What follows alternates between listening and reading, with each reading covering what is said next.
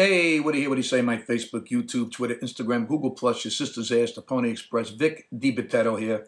I wanted to take a minute to talk about the Alec Baldwin movie set gun accident that happened. It's all over the news, so I'm pretty sure all of you are aware of the situation. Here's the deal. Just to recap quickly, Alec Baldwin was on a film set, and he was handed a prop gun. He was told it was cold, meaning it did not have live ammunition in it. And then the gun went off on set, and unfortunately and sadly, it killed the cinematographer and wounded the director. Just the fact that someone was shot and killed on a movie set by a prop gun is, well, it's just something that should just never happen. It's completely unacceptable. So here are my thoughts. First of all, in my strong opinion, I think that only two things could have happened. The first is that this was a case of unbelievably gross negligence, or the other thing it could be is that this was a disgusting and evil case of criminal intent on the part of a person or persons. Follow me.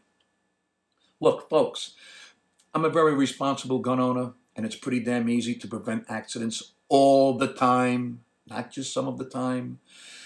Knowing if the safety is on, making sure there's nothing in the chamber, taking out the magazine, blah, blah, blah, are all the things I do each and every time I pick up one of my handguns for any reason. But something very fucked up happened on this movie set. First of all, apparently any movie that uses guns has to have someone called an armorer on set. That's the so-called expert who handles all the guns and makes sure everything is safe and proper at all times. There was an armorer on this film. Now, here's some more bullshit. Apparently, there was a prop van that had the box of dummy bullets in it. Was the prop van locked at all times when the armorer was away from it? Were there security cameras outside and inside the prop van running 24/7? Was the box that held the dummy round lockable and always in the possession of the armorer? Now it's coming out that the armorer checked the guns and then set them down on a table on the set for 2 hours while she left to do something else. I find that to be completely insane. How do you leave guns out for hours unattended by anyone? And the bottom line to this whole situation is this. What the hell was a round of live ammunition doing on the set of a fucking movie in the first place?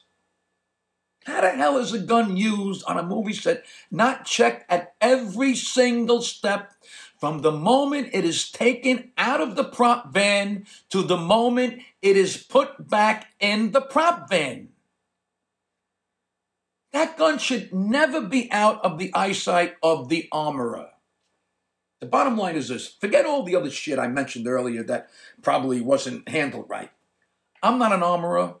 But if I hand a gun to an actor on set, you better damn well be sure that I'm checking to see what kind of bullets are in the magazine or the cylinder. Once I know they are not live, then I'm checking to see if anything is in the chamber. Then I am putting the safety on. Then and only then am I handing it to the actor. And I will not leave the set until the gun is handed back to me, and I will not let that gun be anywhere but in the actor's holster or in my possession. End of story. And look, I don't want to hear the bullshit excuse that the armorer was young or inexperienced. Look, I have no movie set experience with guns, and I'm not an armorer, but that's not an excuse. I just told you how a gun should be handled on set, and I don't even know what I'm talking about. But it's fucking common sense. Common sense. You either know what the rules are from being taught them, or you don't, and you shouldn't be an armorer on a movie set. And I don't care if this was the armorer's first movie or not. That shouldn't have anything to do with anything. I mean, at some point, a surgeon has to operate on their first patient. Gabish? That armorer should never have let anyone hand any firearm to anyone on the set. Look, the good news, I guess, is that a billion movies and TV shows with guns are produced every day for decades and decades, and the accidents are incredibly rare. But I still believe that accidents like this should just never happen. They can't happen. Hey, look, there's a lot of fucking crazy people in this world, and we see the fucked up things they do every day on the news. And someone on the set could have had an evil intent. I mean, it happens in every part of society. So I can certainly, it can certainly happen with movie people. Dentists, some dentists knock out women and take off their panties. Some priests molest children. Every single sector of our population has examples of bad seeds. We see this shit all the time. Was someone mad at the production for being cheap? Maybe. Was someone mad at Baldwin for portraying Trump the way he did on Saturday Night Live? It wouldn't surprise me. But these are all reasons why the armorer has to do the things I said they needed to do earlier on, because you just can't let psychos have the chance to do something really evil and fucked up.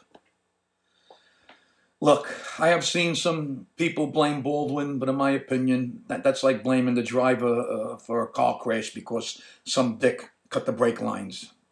It's not Baldwin's fault, no matter what you think of him.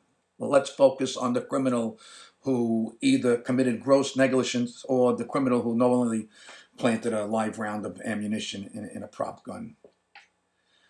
And that's my viewpoint. That's all. Please don't make this political. It's not about politics. Let's make sure this kind of accident can never happen again. Be safe.